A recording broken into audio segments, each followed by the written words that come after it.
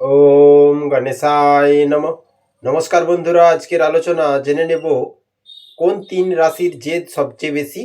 কঠিন পরিস্থিতিতে অপরের সামনে মাথা নত করেন না, সব ক্ষেত্রে কর্তৃত্ব ফলাতে ভালোবাসেন। তিন রাশির ব্যক্তিরা জেদ কম বেশি সকল মানুষের মধ্যেই দেখা যায়। কেউ সেটিকে ভালো কাজে ব্যবহার করেন, কেউ খারাপ। তবে জেদের উপর নিয়ন্ত্রণ না রাখতে পারলে জীবনে নানা সমস্যায় পড়তে হয়।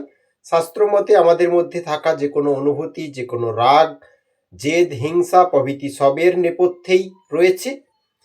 রাশি অনুযায়ী প্রতিটি মানুষের মধ্যেই নানা গুণ বা দোষ দেখা যায়। সেই অনুযায়ী বিচার করলে তিনটি রাশি রয়েছে যারা জীবনের কোনো ক্ষেত্রে কারো সামনে মাথা নত করেন না। এই তিন রাশির জাতক জাতিকারা নিজের কাজ নিজেরা করে নিতে যথেষ্টভাবে সক্ষম। তালিকায় কোন তিন রাশি রয়েছে যাদের জেদ সব থেকে বেশি?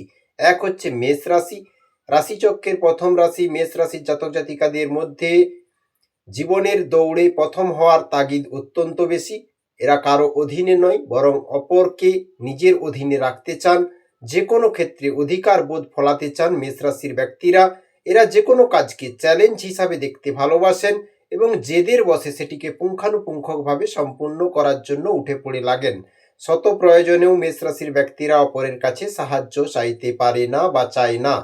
দ্বিতীয় রাশি হচ্ছে সিংহ রাশি, সূর্যের রাশি। সিংহ যে সূর্যের মতোই দীপ্তিময় ও তেজি তা অনেকেরই জানা।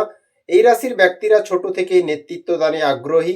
এরা যে কোনো পরিস্থিতিতে কারো সামনে মাথা নত করেন না, বরং চান সকলে যেন এদের সামনে মাথা নত করে থাকেন।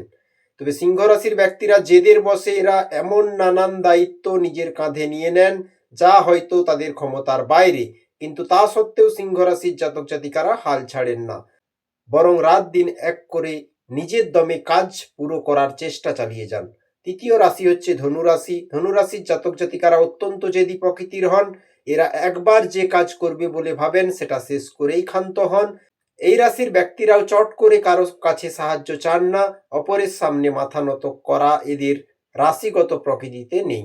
ধনুরাশির জাতক জাতিকারা অপরের উপর অধিকার বোধ খাটাতে খুব ভালোবাসেন। এরা কাছের মানুষকে পরিচালনা করতে চান, তবে সেটা তাদের ভালো চেয়েই করে থাকেন। এই ছিল বন্ধুরা। সত্য লাগলে অবশ্যই কমেন্ট করবেন, চ্যানেলে নতুন হলে সাবস্ক্রাইব করবেন।